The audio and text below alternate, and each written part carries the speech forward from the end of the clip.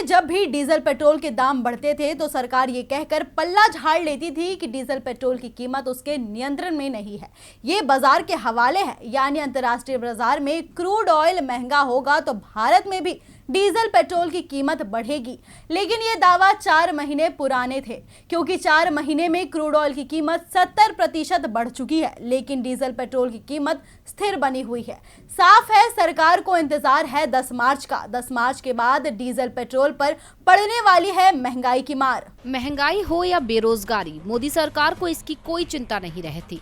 सरकार को चिंता होती है तो सिर्फ चुनावों की। महंगाई पर ब्रेक लगाने की कोशिश तभी होती है जब चुनाव सामने होता है, नहीं तो सरकार इस मामले से हमेशा अपना पल्ला झाड़ लेती है। लेकिन चुनाव शुरू होने से पहले पेट्रोल प्राइस पर राहत देने की नीति शुरू हो जाती है। अगर ग्लोबल मार्केट में क्रूड ऑयल की कीमत कम होती है तो डीजल पेट्रोल की कीमत भी देश में कम हो जाती है। लेकिन क्रूड ऑयल महंगा हो तो इसकी कीमत भारत में फ्रीज कर दी जाती है, यानी कोई बढ़ोतरी नहीं होती। और इस समय 5 राज्यों में चुनाव चल रहा है, इसलिए 120 दिनों से भारत में डीजल पेट्रोल की कीमत स्थिर बनी हुई है, जबकि दुनिया में क्रूड ऑयल 11 साल के अपने उच्च स्तर पर पहुंच गया है। आज क्रूड ऑयल $118 प्रति बैरल तक पहुंच गया।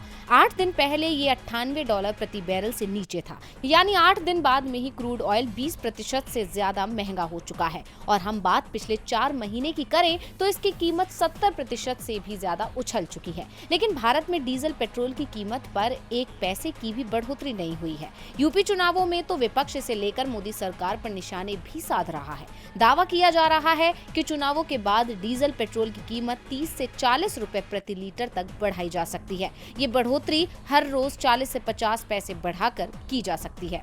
डीवी लाइव की रिपोर्ट।